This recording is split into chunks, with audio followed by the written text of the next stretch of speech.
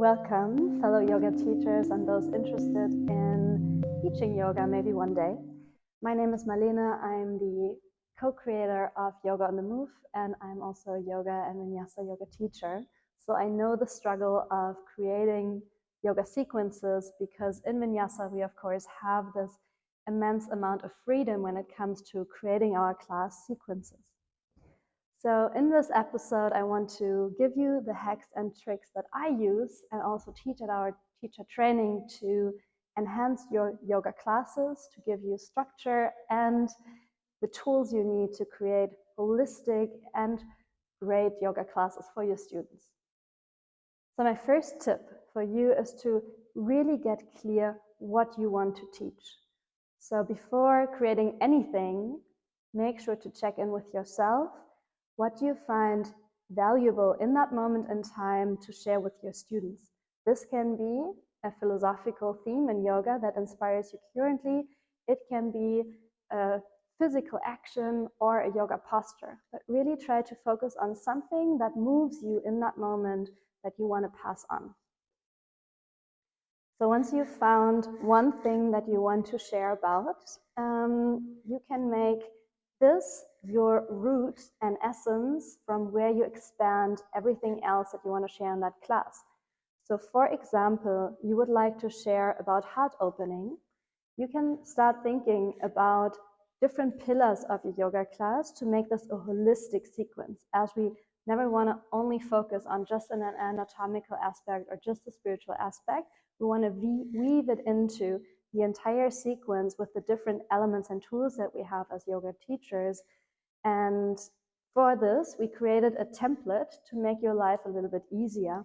So we're working with 5 pillars that you can start reflecting about. The 5 pillars are asana, meaning the postures themselves, an action, really the anatomical action and the region of the body, energetics, so how's this energetics working in this class, including, for example, chakras, the elements, Pancha Mahabhuta, or other energetic tools that you know about, the mental and psychological effects of your class, as well as the philosophical things that you want to share about, spiritual scriptures, yoga, philosophy, literally. So coming back to the example, opening the heart. So this would be kind of an energetic theme, I would say. Opening the heart is like an explanation for a sensation in the chest. So this would be an energetic thing that you want to focus about. And you can expand this theme to Anahata, for example, the heart chakra. And then from this place, you can refer back to an action. Opening the heart, of course, means stretching the chest. So you could start writing down actions that you know about that have an effect on the chest area. Chest stretches, arm line stretches, back bending, but also forward fold that stretch the back of the heart, or lateral stretches that stretch the side body. Further, you can start coming up with asanas, postures that you would like to focus on. If you work with peak poses, you can think of 1 or 2 peak poses that you want to sequence around. For example, Urdhva Dhanurasana, wheel posture, would be a great peak pose for that case, or camel pose, for example. You could write them down in the section. Then referring back to the mental aspects, reflect on what does it mean to open the heart. It means to connect also on a more psychological